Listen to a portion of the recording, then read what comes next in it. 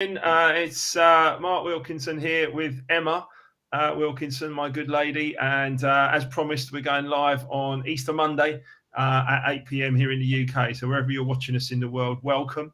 If you're watching us on Catch Up as well, also welcome. We are here to discuss about relationships, and essentially it's one of the most interesting topics. And Emma, do you just want to talk a little bit about what people requested at the last Life Remixed Live? Yeah, can you tell me how many people are watching though at the moment? We've just got 5 people at the moment, but so if we've got 5, then okay, we'll continue. Yeah, we're fine. 6, okay. It's going up. Oh, 6. Maybe I'll wait till I get to 10. No, just go. Anybody we know? The bit you're missing there is that people will be watching this on Catch Up, and it doesn't matter how many people are watching us live, right? So even on Catch Up, they'll be thinking, "Come on, get to 10, and then we'll talk about relationships." They won't be able to see it, so go. What do you want me to say?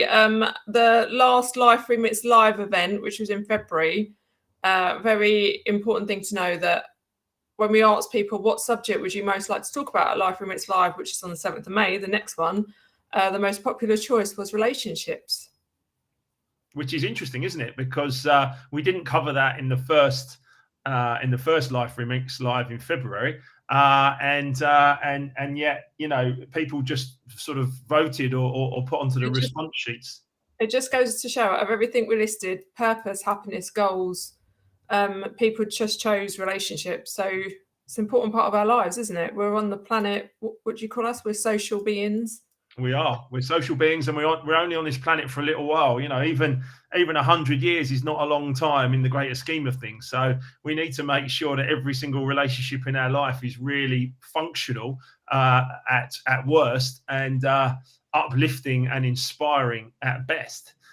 So I think it's great that we can have this discussion online this evening, Ems. I think just for us to be up here and talk. I mean, those that weren't at the first Life Remixed Live, I'll let you into a little secret. Emma basically had 6 words to say at the start of the event, 6 words. And those first 6 words were, "Ladies and gentlemen, please welcome Harry Singer." She decided that she didn't want just to say those 6 words. So she turned up and she stood in the sound booth at the back of the Isha Theatre.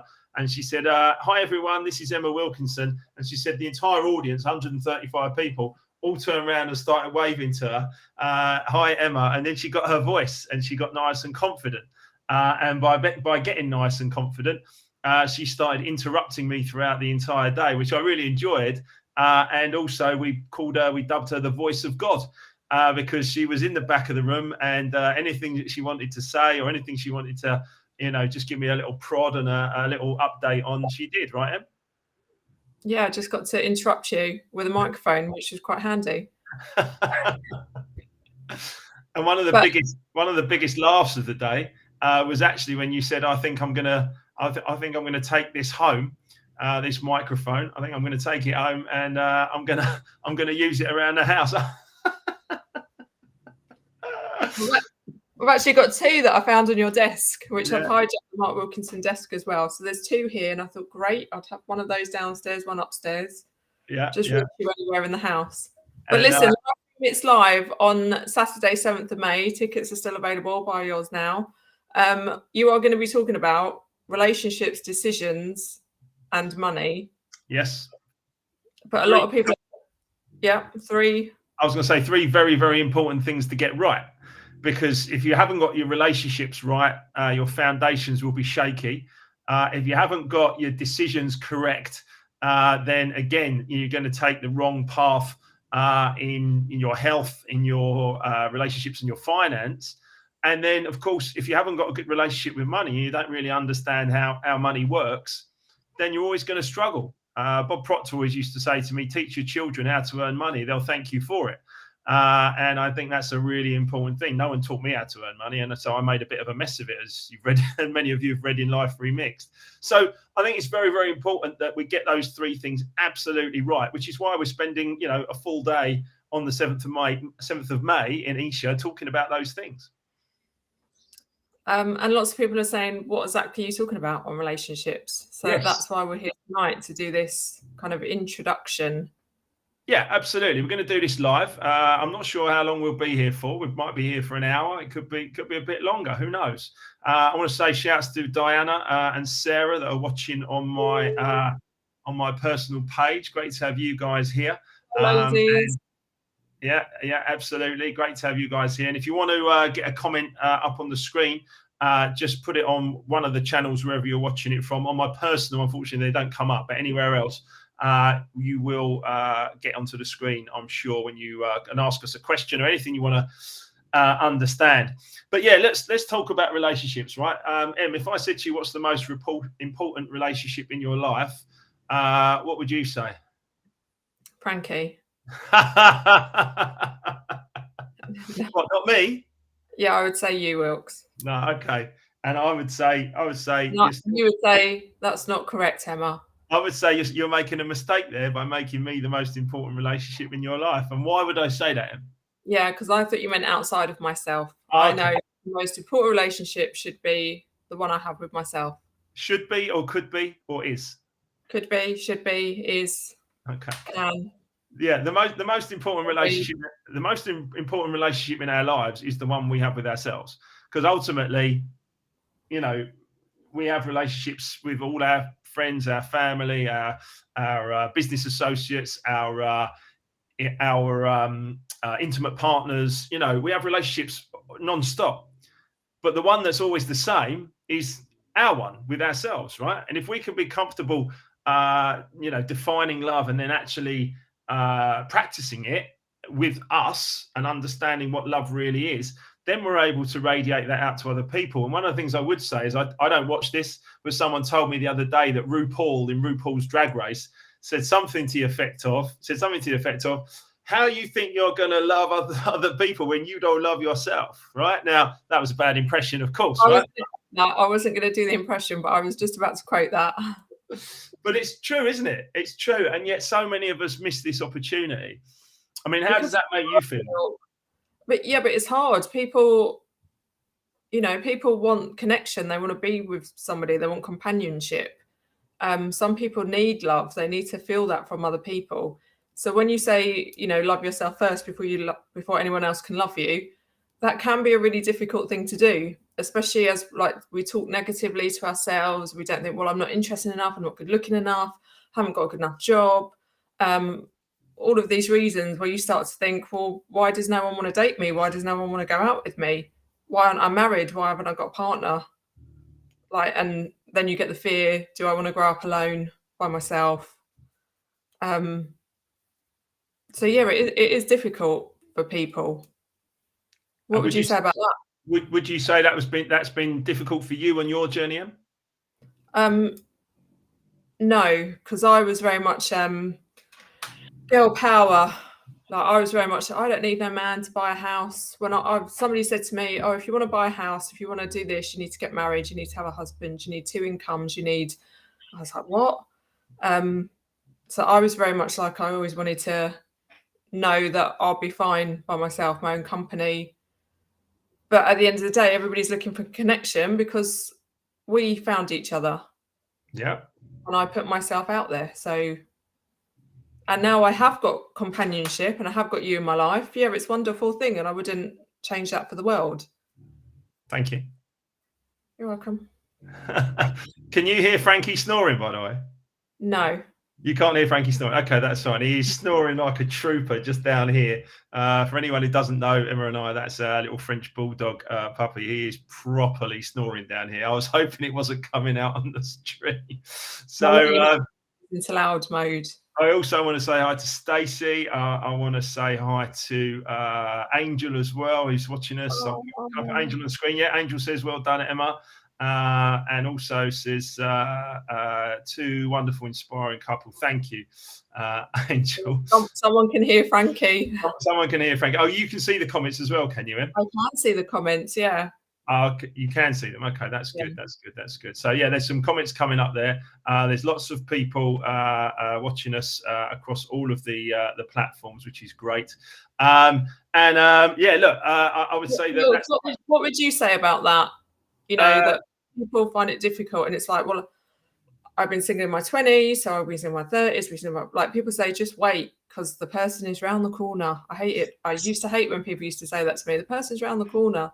It's like, what, this year, 10 years time, 20 years time? Like, how long? And some people have to wait a lifetime before they meet. I believe everything happens when you're ready. I believe everything happens as it should in the universe. The reason that I didn't find true love until I met you, Em, is that the reason I didn't find true love until I met you, Emma, was because I didn't like me. I didn't really love me. I thought I was a bit overweight, a bit specky. I was quite down on myself for a long time. And it was only when I hit rock bottom and decided to start listening to some wise people that I understood that I am, beautiful, whole and unique. I am who I am. It's okay to be me. It's okay that I have quite an emotional side of myself as well as the masculine side of myself that I've learned a lot about. And we'll talk about masculine and feminine energies within each and every one of us a little bit later on. But I think the thing is from my perspective, I didn't like myself. I definitely didn't love myself. And then guess what? Every relationship I ever went into went bad. And, you only have to look at divorce rates in marriages to understand that many people go into a relationship looking for validation, looking for someone else to love them, like you were talking about what people had said to you. And what I was doing, I needed someone else to love me because I didn't really like myself, which to me right now, all the self-development, all the work I've done over the last 17 years and everything I've learned about recovering from disease and bankruptcy and everything else and learning to love myself, the fact I didn't like myself or didn't love myself is a bizarre concept because I'm actually very, very comfortable in my own skin now. And yet when I was younger, I mean, I look the same pretty much, maybe a little bit older. But it's a bizarre concept that I didn't love me.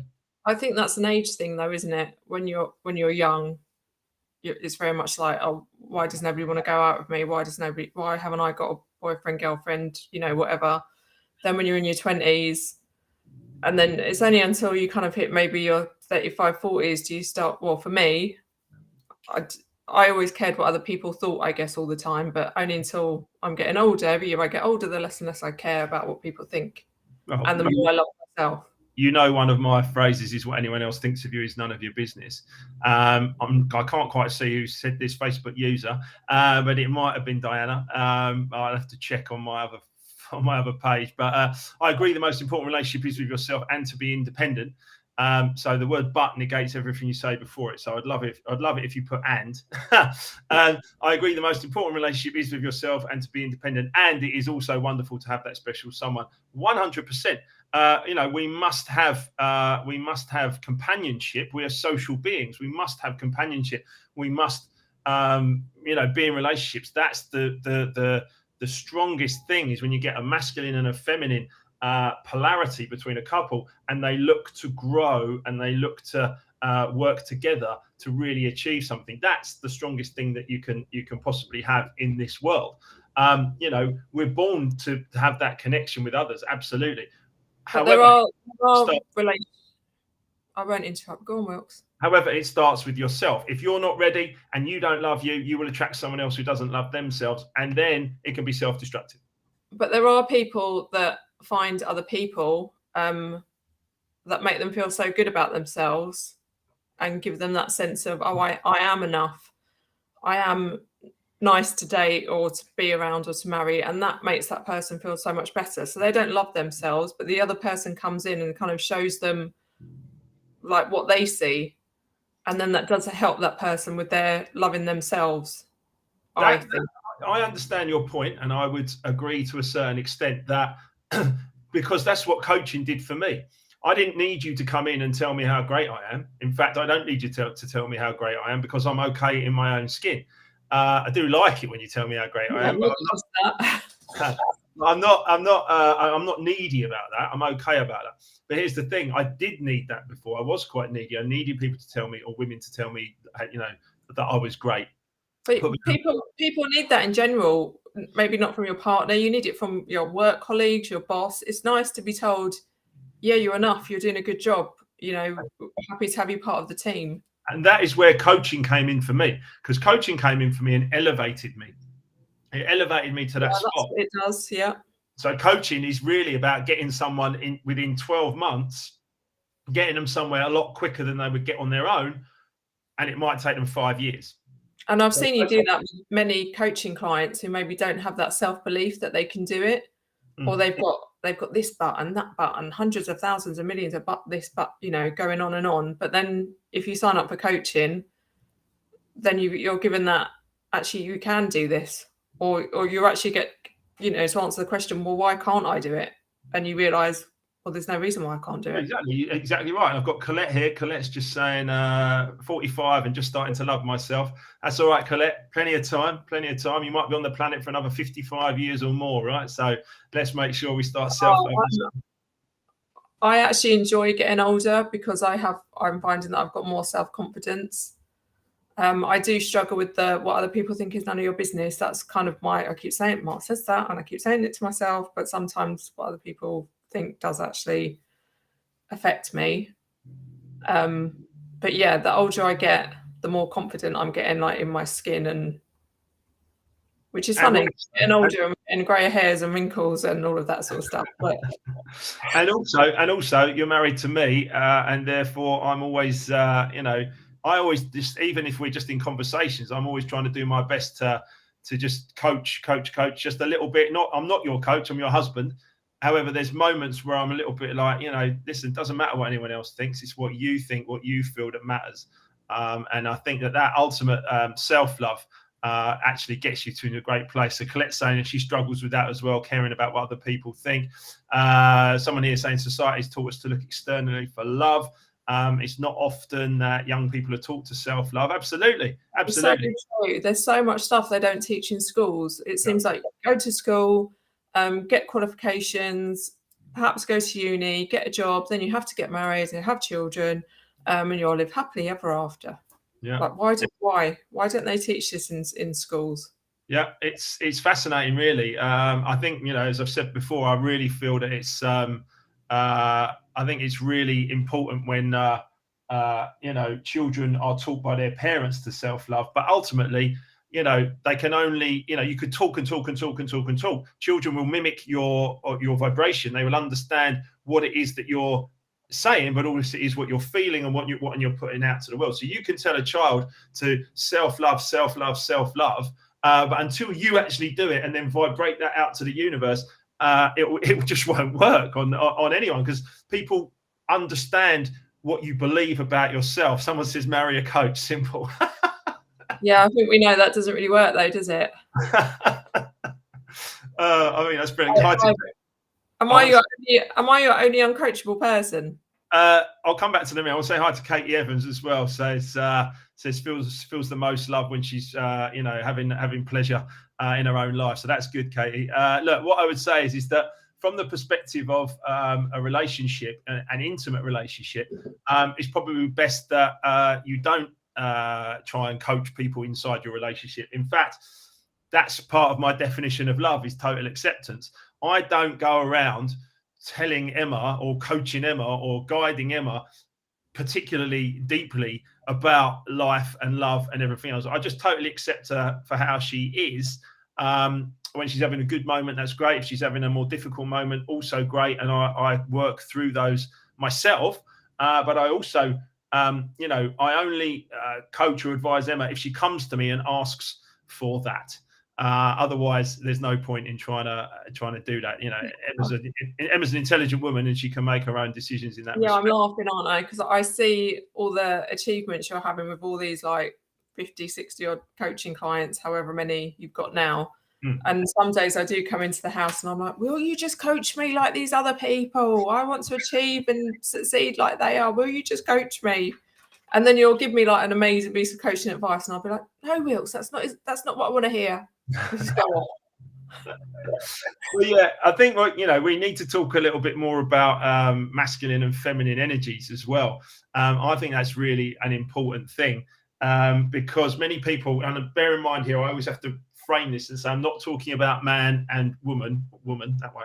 I'm not talking about man and woman. I'm talking about masculine and feminine energies. And if I explain to you that I was brought up by my mother, my dad died when I was young, I've written about that in Life Remixed, and I was very much brought up with feminine energy.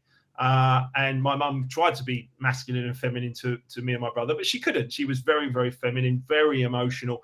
and it wasn't possible for her to be, masculine and feminine to me and my brother. She did everything she could, but I went out into the world with a very feminine energy, and that's why I'd say nearly every relationship up until when I met Emma, and the study that I'd done before I met Emma, they didn't work. And the reason they didn't work was because I was a 6'4" strapping lad with an extremely feminine energy and not really understanding what I was doing. Now, Emma, I mean, I'm not sure how aware you were of these kind of things before we met, but we've spoken a lot about masculine and feminine energy together. Where would you stand on that? Very much the masculine energy. I guess I'm a lot like my dad, but my mum was around all the time. But I remember like a lot of my friends would say, "Oh, I've just had this row with my boyfriend. He's so out of order. He's done this and that." And I'd be like, "What?" And I'd be actually relaying to them, and they'll say, "That's just what he said." Like, and so a lot of the time I'm kind of siding with the masculine, like, whereas the feminine can be quite emotional, and I'm quite black and white, I guess. Well, quite decisive, and a masculine energy is decisiveness. Within all of us, by the way, Emma's just shown that she's got a decisive energy, with masculine energy from within herself, as well as she's obviously a beautiful woman. She's got lots of feminine energy as well, but Emma's quite a balanced woman in that state. Having met you, Mark, I would say that my masculine has kind of gone down, and my feminine's like, now I can kind of like maybe like entrust the masculine to you a bit. Well, that's exactly right. And I've said this to a lot of feminine people, where I say to them, make space for the good that you desire. There's a great bit in the Way of the Superior Man book, which is about not being a mediocre man, but actually being a superior man, being a better man. And it's very interesting for the feminine to read it as well. But that masculine energy, he says in there, if you're not in your masculine energy, or if you're a mediocre masculine, you're not a superior masculine, you're mediocre masculine. If you're mediocre masculine, your feminine partner may well go into her masculine energy and do it better than you. And there are definitely times when I look back at my past where I was in my feminine energy a lot of the time, and my feminine partners went into their masculine energy and did things better than I did, because I just wasn't, at the races with this level of understanding.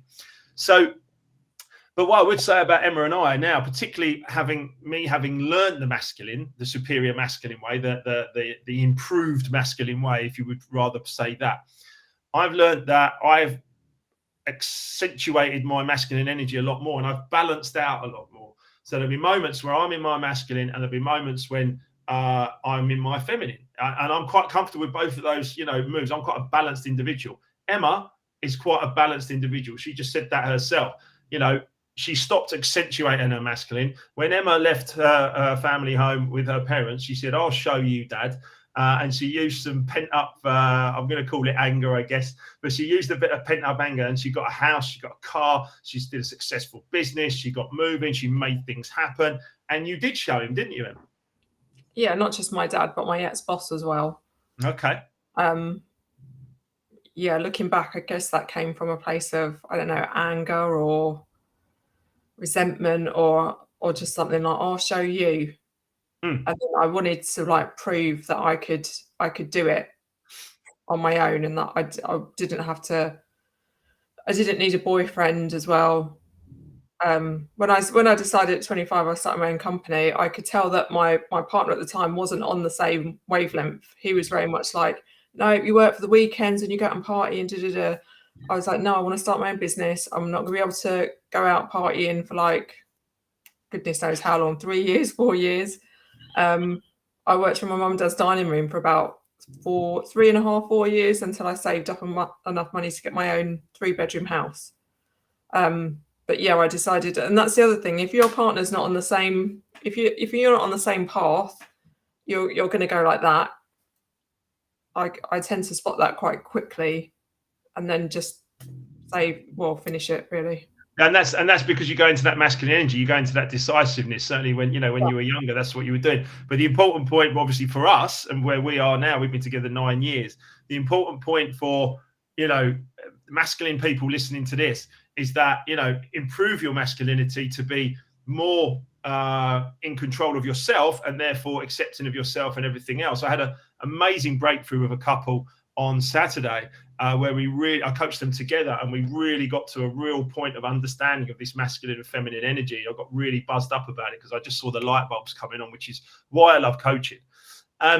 But, you know, I understand that, and I can go into my masculine. And Emma made a very good point earlier about the fact that she can now relax her masculine energy and actually become more of a woman and become more feminine in order that she can feel more relaxed as a woman. Is that fair to say, Em? Yeah, that's very fair to say. Like, to know I can go, like, sometimes decisions can be hard, and I just want to, I think being decisive is quite a masculine thing. It's like, no, we're doing this. And it's not because I want you to tell me what we're doing. Normally I'm in complete agreement with you, but I just can't decide, should I do this, should I do that? And like with the masculine, it's more like a rock. This is what we're doing, this is where we're going, this is what we're going to achieve. So yeah, and I need that. I'll give you a tiny little example, everyone watching. I did used to do that myself before you. Of course, and you didn't need no man, right? So that's, you know, you did that yourself, right? And you did it yourself very well for 20 years or however long, you know, before, you know, as an adult before we met, probably 15 years, I guess. But certainly, you know, a little example. So I'm busy, rushing around, coaching, doing all this amazing stuff that I'm doing, and, you know, bringing the joy and sharing knowledge, inspiring, creating, which is my purpose, and doing all this stuff that I love to do. And I come belting through the door the other day, and Emma stood there, and she stood there with Frankie, our little French bulldog, and she stood there and she just looked at me, and I'm rushing. I'm busy. I've got lots of thoughts in my head. I'm on a deadline, so I've got a call at 11 a.m. I've got to go. I'm running in the door, getting ready. And all of a sudden, Emma's just there right in front of me. And she says, Wilkes, she says, shall I take Frankie to the pet shop or shall I take him for a walk? Now, masculine people watching this, right? Masculine people watching this. Here's how you fail. We're going to talk about test and celebration and masculine femininity. This is how you fail that particular question. I'm too busy, Em. You can decide that for yourself. I've got to go to the office. I'll see you in a bit. How's that, Em? Is that a pass or a fail? Yeah, that would be a mega fail. If you said to me, you what? The park or the pet shop? I don't give a monkey's where you take him. I'm double busy. Do what you want. That would be a mega fail. Excellent. I would speak to you for about a month. Yeah. I would have gone from Love Island. Yeah, okay. So we're watching Mickey Flanagan again this morning, weren't we? Emma would have rowed away from Love Island, and she wouldn't have come back. Speedboat on your credit card and shot away from Love Island with Frankie the dog. That's a great analogy. It's a great analogy. But here's the thing. You know what, the feminine, even to me, my masculine is thinking, well, why did I actually take the dog to the park or the pet shop? It does seem a bit of a silly question, but I'm sure just for a bit of background, it was. I'm sure there was a good reason while I was asking you that. You've told me that actually you've got so many, and we talk about e-colors a lot, and you're a top color green in e-colors. You've got so many thoughts going around in your mind that actually you just blurted that out to me as soon as you saw me. And what I did was I've stepped into my masculine, which is pay attention, even if it's for a couple of minutes, even just pay attention, listen, care enough. Masculine people care enough to listen to your feminine partner and offer a decision. So what I said was, I said, Em, take him to the pet shop because he absolutely loves it there. He gets to sniff all the stuff and all the women make a fuss of him and he loves it. I said, take him to the pet shop, grab the food that we need, then come back. And if he's still all lively, take him for a couple of laps around the local area. And what you said to me, Em, was, yeah, that's what I'll do. Now, you could have made that decision on your own. Of course you could have. But by you asking me, one, it was a bit of a test for me, and I passed the test by being decisive and saying, this is what I would do.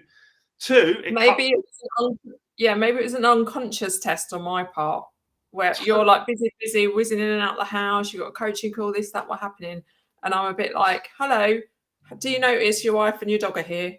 Mm-hmm. So maybe I've just unconsciously asked you that question to maybe test that you are paying attention to us as well, and you are. Yeah, absolutely. And the masculine is presence, it's decisiveness, it's this offering decisions, not forcing decisions, but just offering decisions and saying, you know, caring enough to say, do this, or you could do this, or this is what I would do, you know. And then I cut through all the noise in Emma's head. That's what she did. And then I was then free to go back to living my purpose, which is getting to the coaching call. As a top color green in e-colors, which is a thinker, I'm constantly thinking, and it is for me 47% green, extremely draining. So when it gets to the end of the night and I'm like, oh, should we just get a takeaway? I'm literally like, what should we get? Should we get fish and chips? Should we get Indian, Thai, whatever? Like, honestly, I cannot decide what to get. And I just need to come to you. If you were to say, oh, I don't know, I would probably think you're a waste of space. Like, what are you good for if you can't just help me decide on what food to get? And this is the point.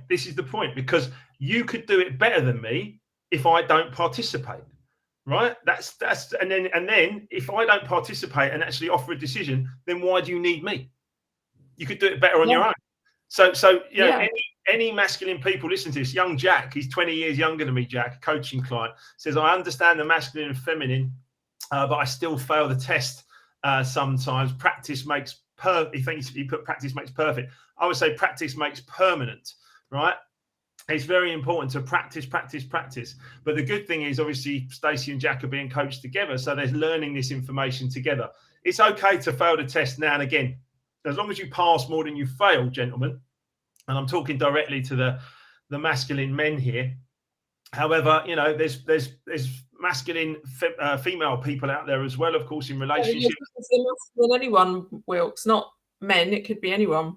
Of course. I was just using Jack as that example. But it's very, very important that we become aware of these energies within us.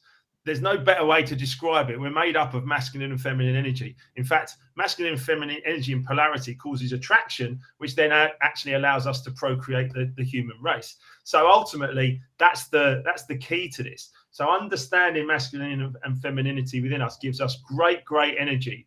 And that one tiny little example I gave you there, I want all masculine people to understand how important offering some sort of decision is. And I've tested this out. I tested this out the other day with Sonia Morton-Firth, who's going to be our host on May the 7th.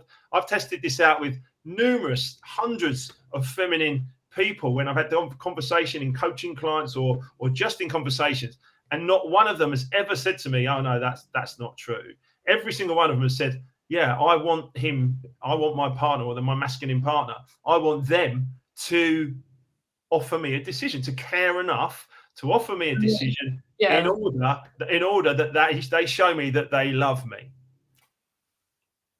Yeah, they love me or that they see me. I think the feminine want to be, what is it, see, heard? Safe. The feminine people need safe, to be seen and heard. Safe, seen and heard. And so, masculine people, if you can take care of that masculine people, you'll be in a great position.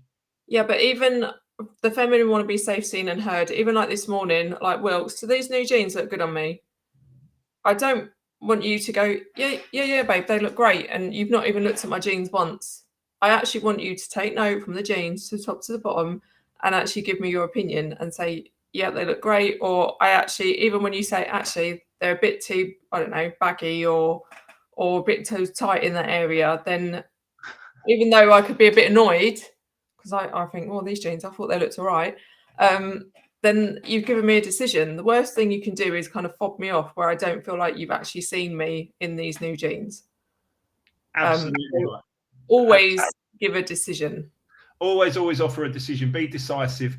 And understand that your feminine partner needs to be safe, seen and heard. And also feminine people that are listening to this, watching this, understand it's okay that you need to be safe, seen and heard, you know. And if you don't get that from your masculine, then perhaps you need to have a look at that and understand that perhaps this, you know, is not the right person for you to be with. That person, that masculine person, must ensure that you feel safe, seen and heard at all times. It's an important one, and that's a big one, isn't it? Where people think, see, can I just put a little disclaimer? Like, these are my own opinions. Mm-hmm. These are my own thoughts. Everyone's got different opinions. Everybody's different. I understand that. But if you're not getting that support from your partner, lots of people are like afraid to leave them. Mm-hmm. Like, if you're not getting that support, why would you stay with that person? You want the companionship and, you know, the love and all of that, but you also want support and encouragement, and you want confidence boost from that person, and you want that masculine to be your rock in all areas. And if you're not getting that, I do kind of think you want to sign up for Match.com for free for a month or something.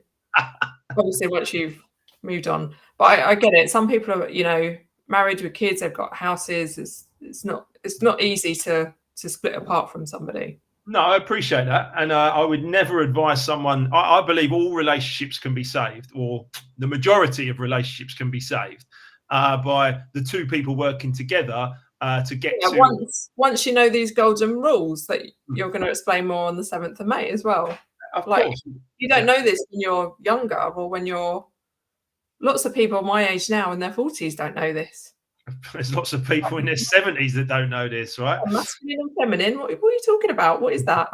But the more you get to understand it, you can become aware. You become self-aware, so you're self-love, and then you come to a position of okay. So if I'm self-loving and I can accept myself, then I can totally accept somebody else, and then you can understand these little nuances. And I see this so much now. I see masculine people failing the feminine testing often. And it, you know, these things can be saved in two major ways. One, the masculine must understand there is no grey areas in the masculine life. It's either test or celebration when you're with a feminine partner. There are no grey areas, none. You are either being tested or you're celebrating. That's it. And I even was explaining to a couple on Saturday about masculine freedom and feminine fullness. And I was explaining, you know, masculine freedoms, like Emma gives me my freedom, you know, in many ways, where I can play golf or go to watch Chelsea or ride my motorbike or go and see my friends or stand on a stage or DJ or all these things. That's another big one, Wilts, where people say, what's he talking about? Freedom and fullness? Like, what is that? If you want to know what that is, get your tickets to Life Remixed Live on the 7th of May. And I think it's so important to try and understand what's more important to your partner. Is it freedom or fullness? I think for me, I'm like 70% fullness, and the rest freedom. And that is interesting because you know, a moment of feminine fullness could be just an evening relaxing on the sofa, watching a TV show or a film together, but with no distractions. You know, no phones or computers or anything like that. Just a moment of connection, of fullness. That's one example. There's hundreds of examples, and obviously I'll go into more detail on the Life Remixed Live, you know, in May. But the point of this is that, you know, those freedoms and those fullness, the best relationships are the relationships where neither partner makes an issue of understanding that that's what the requirement. So I rode my motorbike over this weekend. I've watched football over this weekend, and today we spent the day with them as family, which is fullness. Because you've given me like fullness examples. For me are like spending time with family, having quality time together. I'm trying to think what they are. Like knowing if I need you, you would drop something. If I really needed you, it's like desperate that you would say, do you know what, Jack? I'm sorry, I need to cut this coaching call because my wife needs me. I need to. That's the fullness for me. And if I feel that I get that, like this weekend, we spent family time. Then when you do want to go and watch the football, or you're going to golf, or you're going to, you know, do motorbike stuff, then I feel quite happy for you to go and do that because I'm full up. Absolutely. You won't make an issue of that because I've taken care of my masculine part of that to say, well, this is the deal, right? So I will give you do the same though. You do the same when you're like, hold on. I think you do realise that at the weekend, well, I've done golf, I've done football, I've done this. Emma wants time with her family. Yep, I'm going to make myself available to go and do the family stuff. Absolutely. And I understand that's part of the deal. If I didn't do that, then, you know, our relationship would not be as good as it is. So, you know, but neither partner makes an issue of it. That's my big thing. Neither partner makes an issue. So I don't complain all the way to your family. I don't complain for us to go out spending some time together because that's what I want to do. We go out for a walk. I'm not moaning all the way around it. I'm like, no, this is good. I'm here. It's important. same as you're not complaining to me about me going off and doing my masculine freedom thing. So I think this is such an important lesson to get, and it takes a long while. It takes a long time for people to really grasp this information. It doesn't just happen overnight. I've been doing self-development on myself for 17 years. Emma, certainly when we first met 9 years ago, Emma was reading some good books. She read Think and Grow Rich and various other books that we could bond and discuss on. But I'm 7-8 years ahead of Emma, in age as well as study wise. So I think it's fascinating that Emma and I are on our journey together, but you guys are all on your journey as well. There's no competition, there's no comparison, there's no nothing. We're all on this journey of starting to learn and appreciate each other and where we're going to go. So obviously, go on in. And I was going to say, Colette's just said you've got to have your own time. It's so important.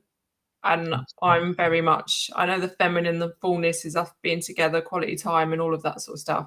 But I do actually like it when you go out and I've got the house to myself or something, or that I'm going out with my friends, or I'm going out with my mum and my sister, and like I'm doing stuff for me that doesn't involve you. And I know you're the same as well. Oh, 100%. Relationships are successful when they're two independent people totally accepting each other, one in the masculine, one in the feminine. And like I explained to you earlier, sometimes I'll go into my feminine energy and Emma goes into her masculine, and that's okay. We can both just play off this together, and it works really, really well. But there's absolutely moments where I just need masculine energy with my mates. Or my brother, and Emma must have family time and feminine energy with her family, and that again contributes to her fullness and my freedom. When I'm with the lads or I'm going out, that's masculine freedom. We're all out together. Feminine fullness. I mean, there's a classic line in Train Spotting where the women walk over to the guys and they go, "What are you talking about?" And they go, "Football."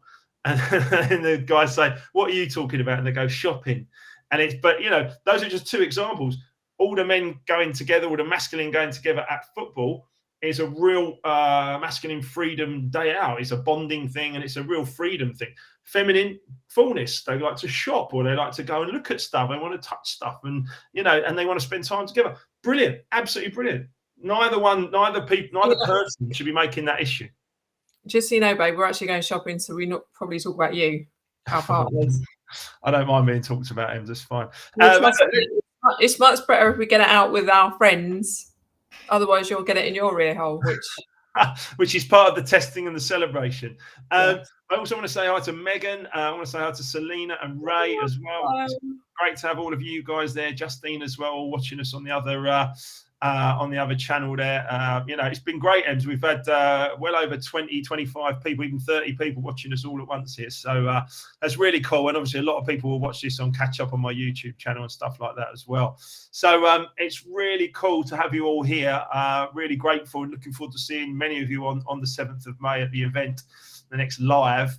Let's talk a little bit about love languages and e-colours, because love languages and e-colours are two ways that Emma and I understood each other better. E-colours at a very early point in our relationship, where Emma did the personality diversity indicator and came out as a green-blue, and I came out as a yellow-red-blue.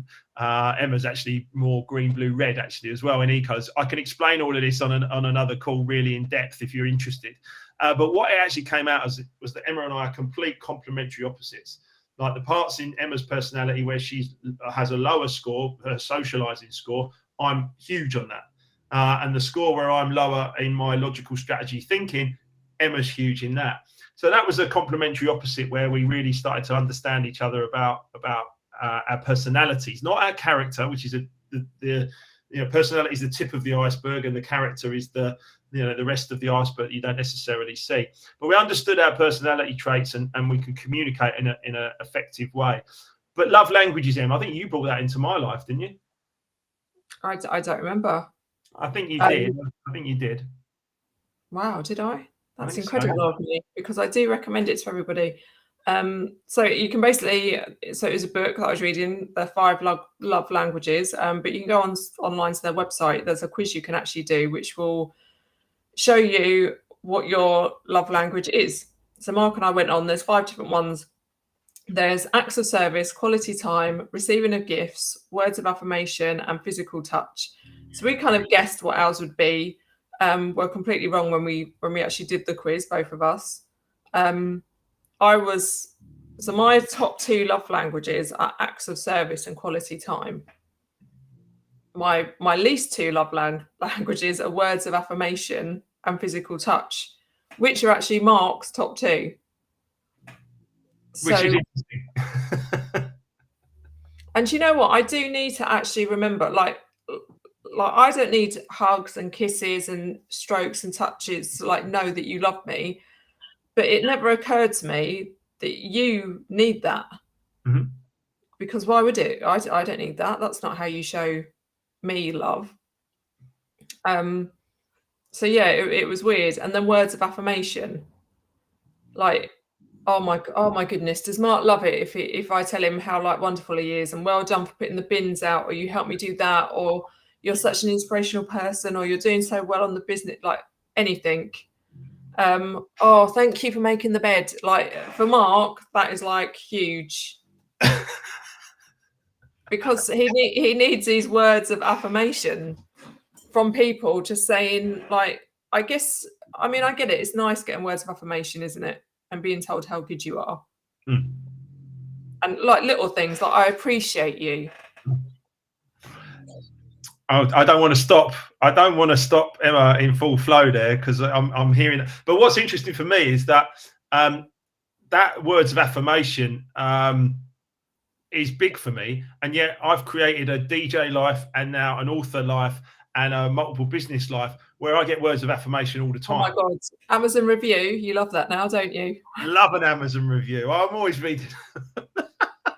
but I think the point is that from the perspective of words of affirmation, when people actually show their appreciation, I love that. And I've created a life where I get lots of that. And it's beautiful and I love it. And thank you, every single one of you that has reached out and been at an event or read the book or listened to the audio book or whatever. It's beautiful. I'm honestly, I'm so grateful.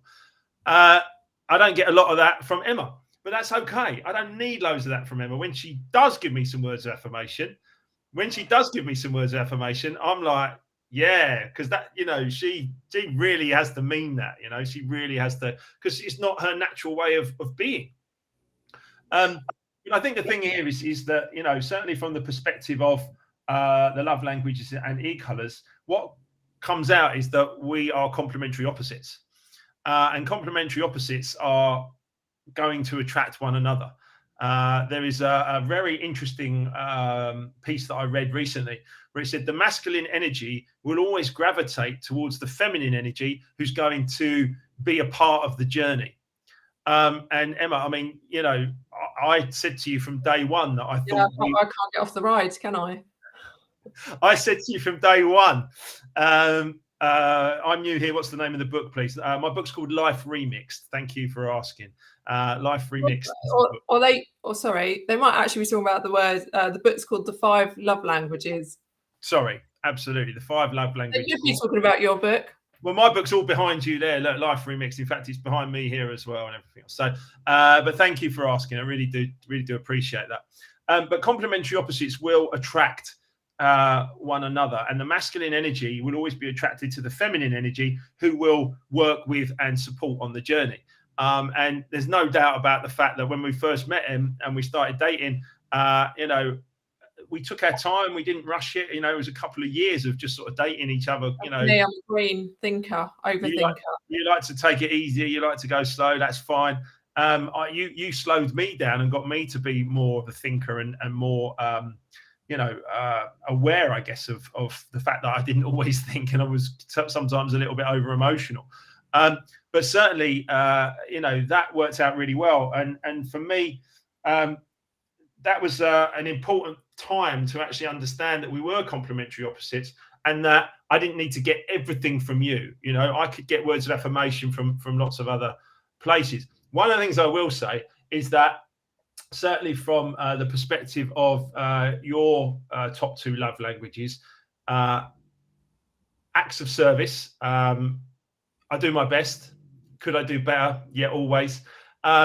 Quality time, I'm going to put my hands up right now and say that I know that I'm not being the best with quality time, certainly at the moment, because promoting our event and actually getting our event on track, and plus all the other things I'm doing, is actually massively time consuming.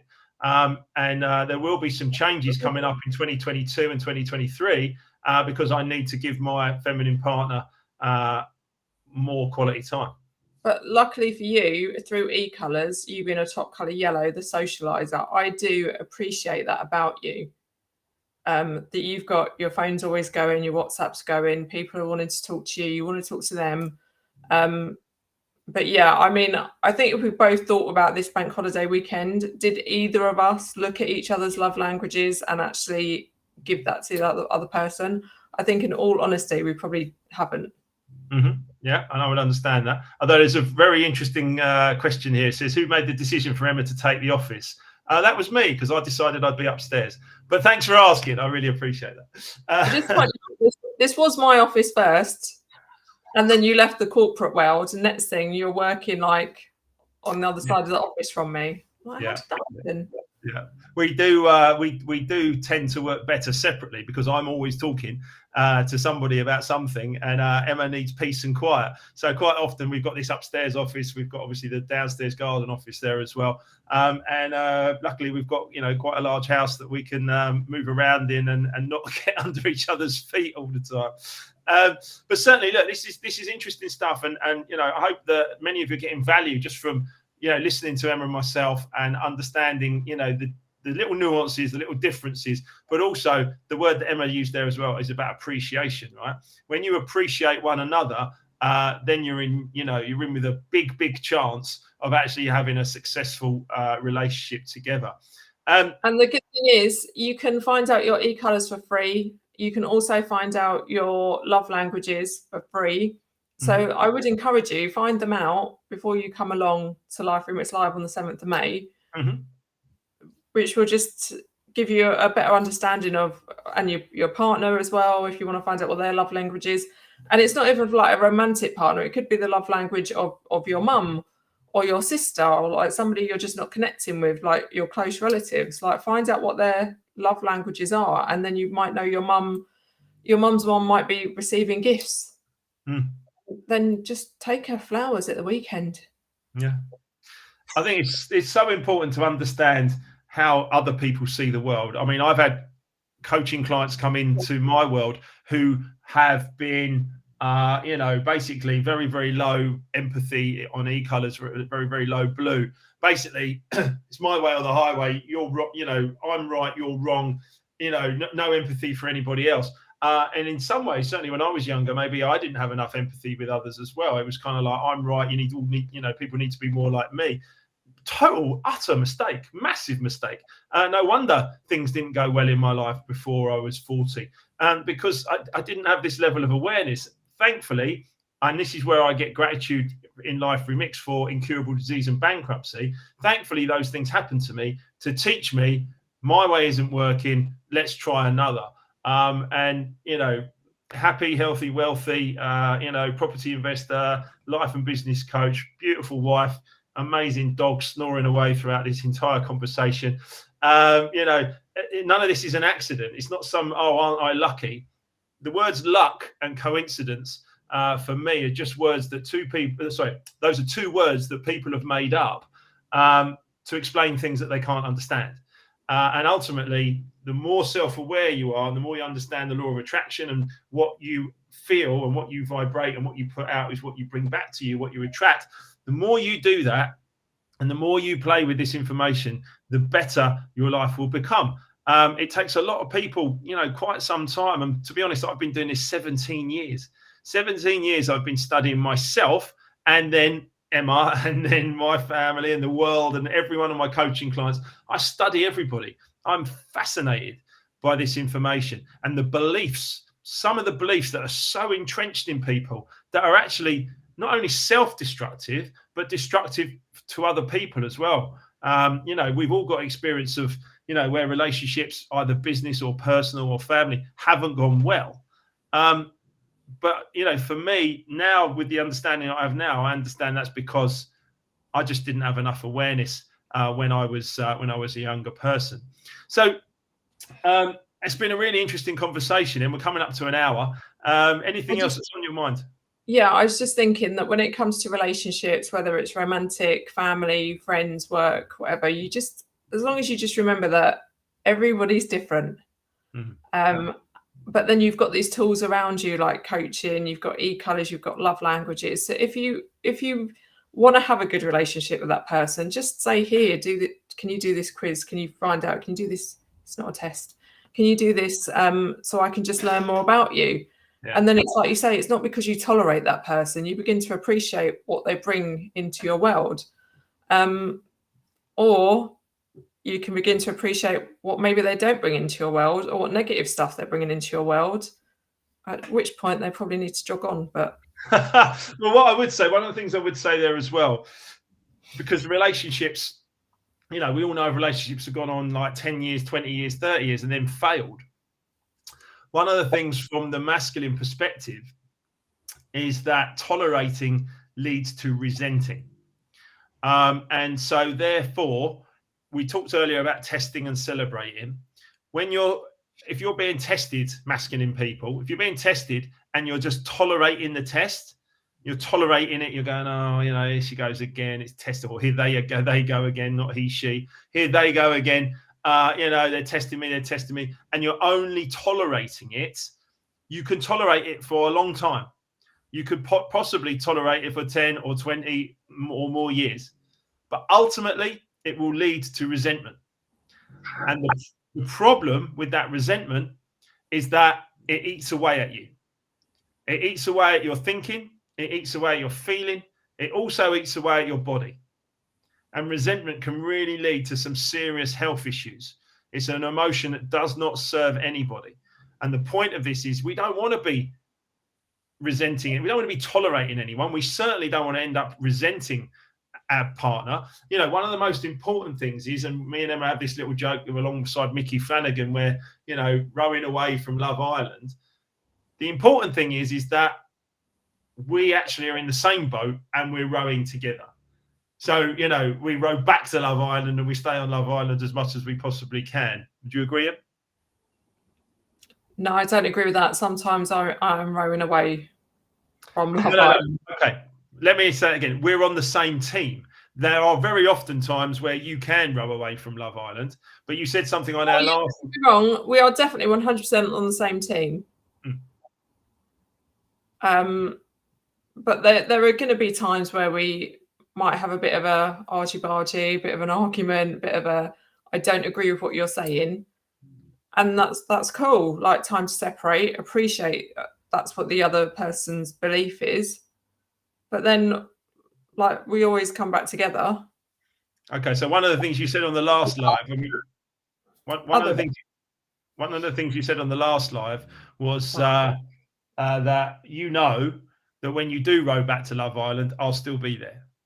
That's the thing about being the masculine rock, where if we do have an argument about something,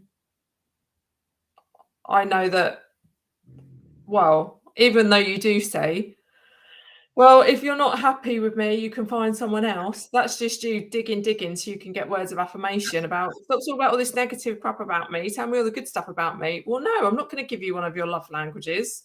I'm not going to tell you positive stuff about you because we're in the middle of an argument about whatever easiest thing it is. Because I failed the test at that particular moment. Yes. Yeah. So I literally you are failing the test right now because Jack, everybody fails the test. Mark does, I do. And it's how you just, if you can recognize that you have failed the test and learn from it and be like, right, okay, I get it. I get what you need. And I love you enough that I'm going to, do this for you. Not like I do stuff for Mark, but I do it for myself because I do want harmony and I don't want drama in our relationship. I want it to be cool and loving and relaxed, but I want Mark to know when he pisses me off. Otherwise, he's like off in la going chat to somebody else on the next coaching call and does not even realise. So I think it's important to be this honest with everybody because absolutely, I'm not projecting some like absolute perfection. What I am putting out there is that it's so important to, you know, have these moments, but to be able to work through them and to be able to have the skills to work through them. So I might joke with Emma at times going, hey, listen, if I'm not the right guy, then okay, you know, then I'm sure there's other people that you could be going out with. But I tell you what, like 10 years ago, maybe longer, 15 years ago, I probably would have actually disengaged at that moment. And that's why all my previous relationships didn't work out. Or you would have said that, and your feminine partner would have said, she would have said, well, fine, I will. I'll go and find someone else. At which point then it's all escalating. You're slamming doors. I'm getting in the car, driving off to find a better man than you are. And then it just goes like... Yeah. It doesn't work. It doesn't work. So there's certainly moments where I go into that feminine energy, and there's certainly moments where Emma goes into that masculine energy. And there's a great example of it. The point is that, you know, Emma and I can change between the two. Lots of healthy relationships can change between the two of masculine and feminine energy. But it's very, very important that you're aware of it. Mark, can you have a masculine and masculine at the same time, or feminine at the same time? There won't be an intimate attraction if you've got two masculine people in that polarity or two feminine people in that polarity. There won't be an intimate attraction. The intimate attraction comes from one masculine energy, one feminine energy, and both appreciating where they are. It's quite okay to change between the two, because then there's still an attraction and it's always morphing and changing. Yes, absolutely. But if you've got two people that are always in their masculine energy, they're going to be friends.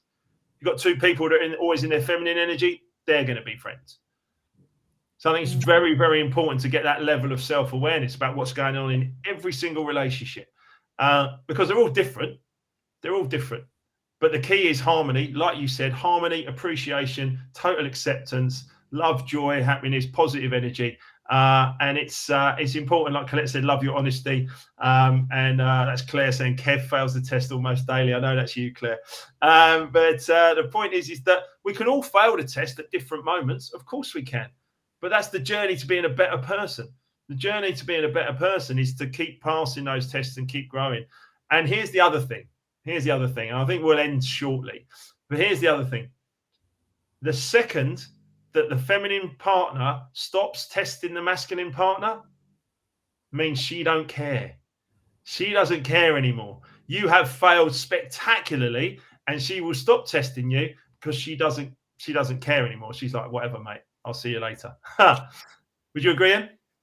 Yeah. So the fact that people are failing the test on a daily basis perhaps is a good thing.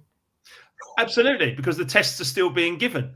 And the fact the tests are still being given means that that feminine person still cares hugely about that masculine person and wants him to be better. That's the other thing. I wrote something down which I'll cover in a lot more detail on the day on May the 7th. Why purpose is so important. And let's just talk about this for a few minutes, Em, and then we'll finish up. Purpose is so important to the masculine energy between in any of us. The reason that Emma will be testing me is all the reasons we said, that she cares about me, she loves me, she wants me to be better, she doesn't want me to keep failing tests, she wants me to grow, etc., etc. But the other thing is she wants to be able to relax in my masculine purpose, decision, decisiveness, energy. She wants to be able to relax in that energy, knowing that I'm uncollapsible. I will always, always, always live to my purpose. No matter how much she tests me, I will always make sure that my purpose is being taken care of. The bit that when I feel a little bit upset, perhaps, is that my purpose is to bring joy. That's the number one thing, is to bring joy to as many millions of people, as many people as I possibly can. When I can't bring joy to my loving wife, I feel like, oh no, you know what I mean? I'm not living my purpose if I can't bring joy to Emma. You know, if I can't bring joy even in my own house at a certain moment, then that's a feeling for me is like almost like failure, of emptiness, of anything you want to say about that. But from my perspective, purpose is so important. From the masculine energy within all of us, that purpose is vital to actually live it. And that's why I work with a lot of masculine people about identifying purpose. Because once purpose is identified and then lived to and given and given and given, the feminine will keep testing you. However, you will keep passing those tests because you have that purpose. I will never stop trying to bring joy to Emma. Never. It's part of my purpose. How does that feel, Em? No, I was just thinking there's two things that am I allowed to talk about this sort of stuff? I have to think, yeah, we're live. No, I was just thinking that the masculine, and I know that book you read, The Way of the Superior Man, if I'm having a feminine moment, your thing is to come and hug me. And part of me, like, I absolutely hate that, because I guess that's not my love language. When you hug me, like physical touch, that's like one of your top love languages. For me, that's at the bottom. I feel like you're not hearing me or seeing me. You're just trying to like literally shut me up. Like, okay, shut up now, shut up. Like, I'm hugging you. It's all, are you feeling better now? Like, I find that all like, don't touch me. I want you to do like an act of service or quality, put your phone down, or just, so that can be a bit conflicting, I guess. That's yeah, absolutely. It's an interesting point. It's an interesting point. And yeah, there's definitely moments where I need to be able to speak to you better in your love language, no doubt. Yeah, for sure. Acts of service and quality time works. I know that. My point was, I'll see you on the sofa in a little while. Yeah. But my point is that to watch TV, by the way. But as far as the masculine purpose was my point, which is that it's very, very important to bring joy to as many people as possible. And therefore, when Emma tests me, it's okay. Yes, as she points out, as she's testing me there live on air, that she points out that sometimes I don't pass her tests fully, or sometimes it takes me a bit of time to pass the test. But the point is that at least I am living to my purpose, and Emma knows that. And because she knows that, she knows she can trust in me, and therefore we have a successful relationship, even when it gets a bit tricky at different times, you know? Yeah, don't get me wrong. Like, I understand for your freedom, your purpose is important. I know what you want to, you want to help as many people as possible. And I know that's your purpose. So say, for instance, I did say, oh, let's fuck it off today. Let's go and get some breakfast. Let's go for lunch or whatever. And you've got calls like, I'll just cancel them, whatever. You would literally be like, no, this is what I'm doing today. And you are quite steadfast. And yeah, that is like a cool, like attractive thing that you do. I'm like, oh my God, I can't even like persuade him to like spend the day with me, because you're living to your purpose and that's what you want to do. But I'll give you a little secret, Wilkes. If I think the feminine wants to be, we want to feel as though I'm the most important thing to you. I know through all your coaching in the books, I've read The Way of the Superior Man, I'm not the most important thing to you. Your purpose is, and what you're here to do is. But if you can make me feel that secretly I am the most important thing to you, then that gives me the fullness that I need. Absolutely. And that's part of the safe, seen and heard that we spoke about earlier. Yeah. Colette's got a bit of advice for us, and this is quite an interesting point. Colette says, Emma, you need to give him a hug, and Mark, you need to put your phone down. Now, Colette, that's a really great observation. It needs to be the other way around. Mark, you need to put your phone down first, yeah, and then I might get the hug, right? Oh, I do try and stroke your hair of an evening, but you just like, oh, I'm going to fall asleep. It's so like... We've got the dog now. You can stroke the dog. Well, I noticed that's what we do. You came in last night and the dog got a kiss first. I was a bit like, what? What was it? Gloria in Modern Family? Was it? Yeah, say it to you all the time. What did she say? Wife, mistress, dog. And you come into the house and it's always dog. And you're like, oh, Frank, can you pick him up and you give him kisses and cuddles? And I'm sitting on the sofa like, I don't believe it. Look at these two. But he's always happy. Well, he's always happy to see me, and he always loves a kiss and a cuddle. Whereas you might be like, get off. To be fair, he does run up to you, doesn't it? When you come in the house, he runs up. He starts jumping up at you, like all excited. He does. Yeah. Whereas I'm like, Wilkes, you have not put the bins out again. Listen, last Tuesday I did it, right? I'll do it again this week. You know I will. Look, I think it's been an amazing. I've got a big question for you though, Wilkes. Life Remixed Live, 7th of May. Yeah. When you talk about relationships, because we've spoken a lot about relationships like in a couple together. Mm-hmm. If people are single, are they still going to want to come along to this? Still be a lot of it's going to be about, like we started at the beginning, how your relationship with yourself. Yeah, 100%. Someone's just saying, what's happening on the 7th of May, please? We've got a Life Remixed live event at the Isha Theatre. We did one in February. It was amazing. We had 135 people there. We'd love to get more people there this time. So yeah, another Life Remixed live. We've got an all-day seminar from 11 a.m. and finishing at midnight with DJs in the evening for music and after party. CJ McIntosh, Bobby from Bobby and Steve, and we're raising money for Steve to be able to come home from obviously the UK's longest suffering COVID patient. I'm DJing as well as Gav Randall as well. So that's going to be an amazing day. I will come onto the thread later and put some links up and stuff like that. So if you would like to join us on the 7th of May, please do. Relationships, look, if you're single, you absolutely need to be at Life Remixed Live because it's such an important day. Learning to love yourself, understanding how to do it, and then getting yourself into a vibration where you can attract what it is you would like in your life is one of the most important things that I ever learned. And I will talk about that from the stage. Yeah, we're going to be talking about the list, aren't we, Wilkes? Which you and I kind of did. We're going to talk about the list. We're going to talk about the list that I made.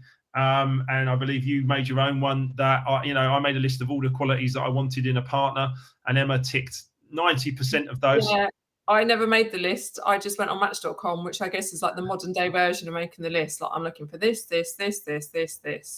Absolutely. And then I rocked up. But yeah, if you're single, I think you absolutely need to be at Life Remixed Live. First of all, you may well meet a future partner at Life Remixed Live if you're single. But I might even say at the start of the session, because Sonia Morton First is going to be up there as well. Single people, put your hands up. Everyone have a little look around and see who's single, right? I want my first Life Remixed wedding. But I think it's so important, the self-love, the self-awareness, and then the ability to understand, who's in the relationship and seeing the other person. If you are on a journey of self-development, then connect with someone else who's also on that journey. And Eckhart Tolle said in The Power of Now, when two people are being enlightened, they will actually live and love and grow together. Problems come in some relationships where one partner gets enlightened and the other one doesn't actually go on the journey. And he says you can separate like oil and water. It's okay. Many people come into your life for a reason, a season, or a lifetime. My belief is that Emma's here for a lifetime, and I am also. But it's absolutely important that you understand it's a reason, a season, or a lifetime.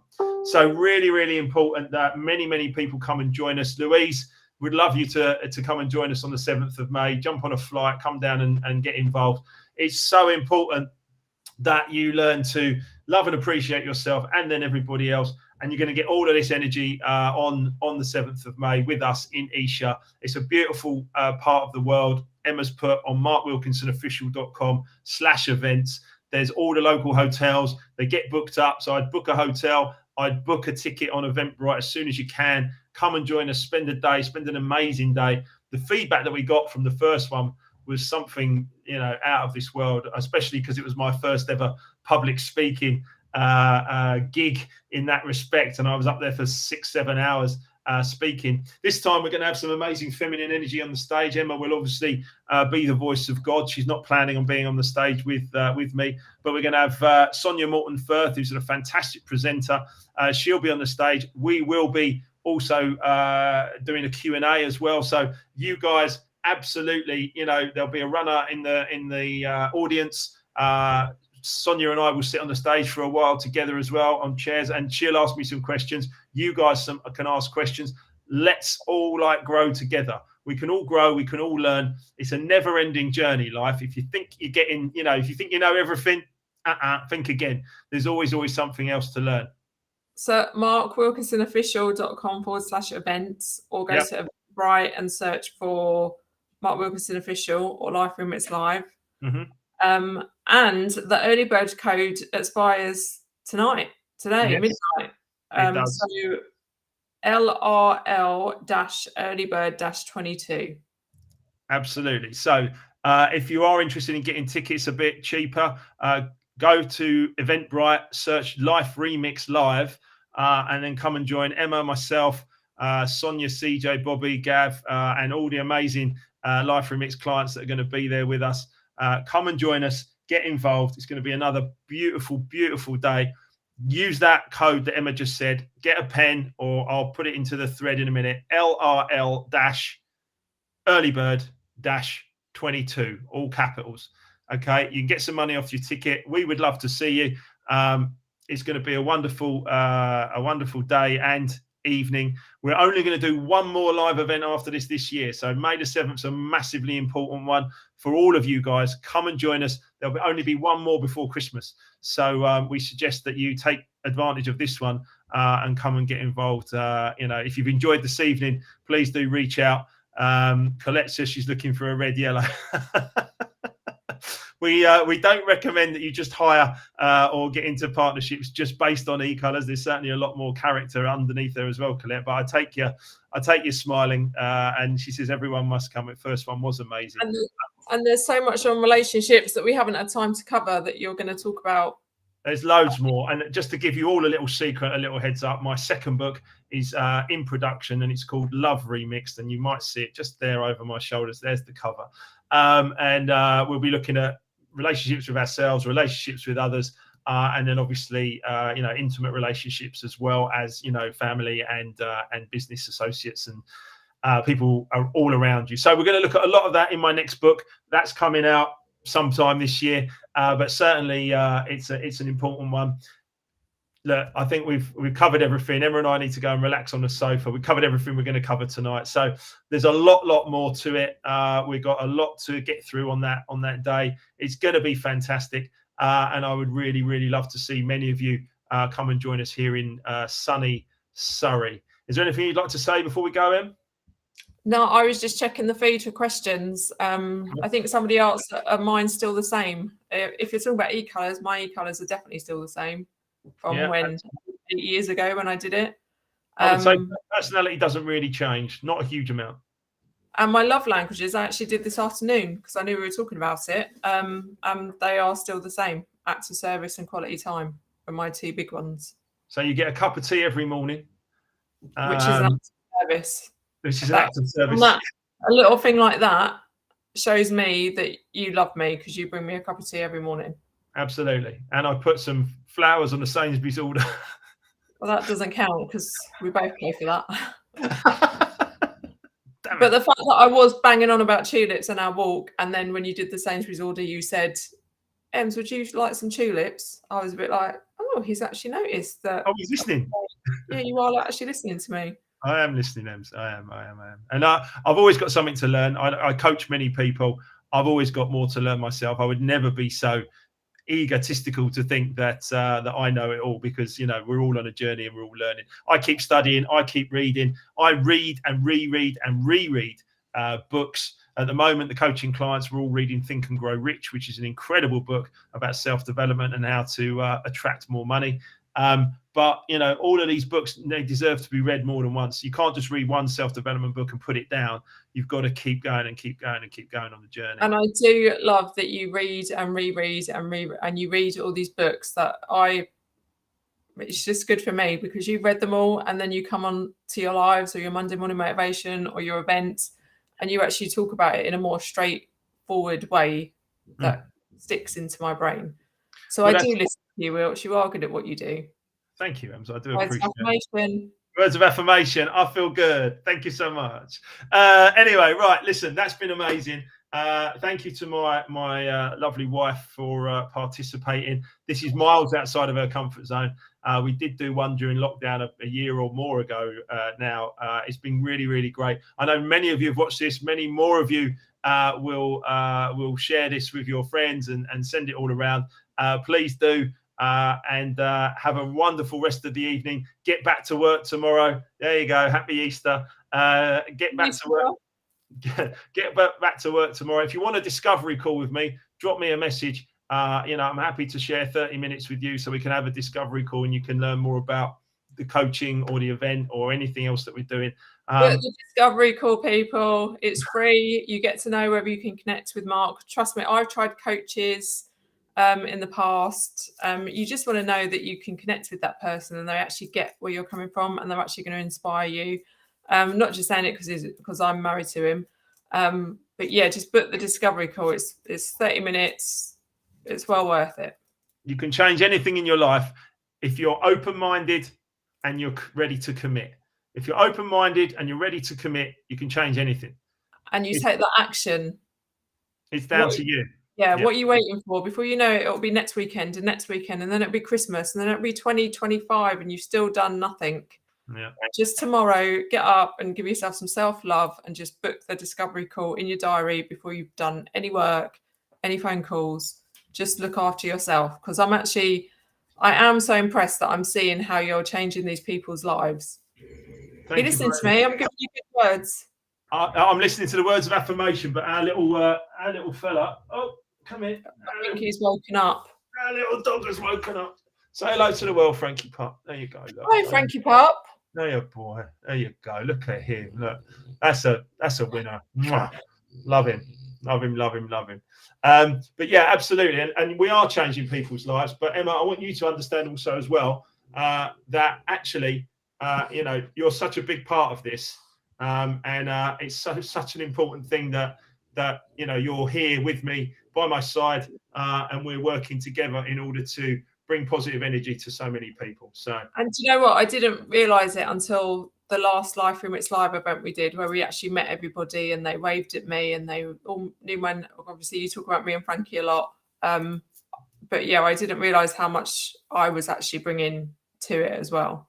Well, you said let's get all the clients onto the stage for a photo opportunity, and it was like a third of the audience came up. How many there were? It was absolutely amazing. It was amazing to see them all together, and even Frankie got onto the. Colette, why you cry? Go away! You're making me cry. She's feeling a little bit emotional, but it must be Frankie. But anyway, look, say goodbye to everyone, Frankie. Look, there we go. Look, say goodbye. There you go. Good boy. Good boy. Good boy. Get yourself down there. He snored the whole way through it. Anyway, we're going to love you and leave you. Thank you all so much. It's been wonderful to have so many of you watching and interacting. It's been really cool. Reach out, get involved, and we'll see you again very, very soon. May the 7th, hopefully. May the 7th, live in Isha. See you soon. Big love, everyone. Bye.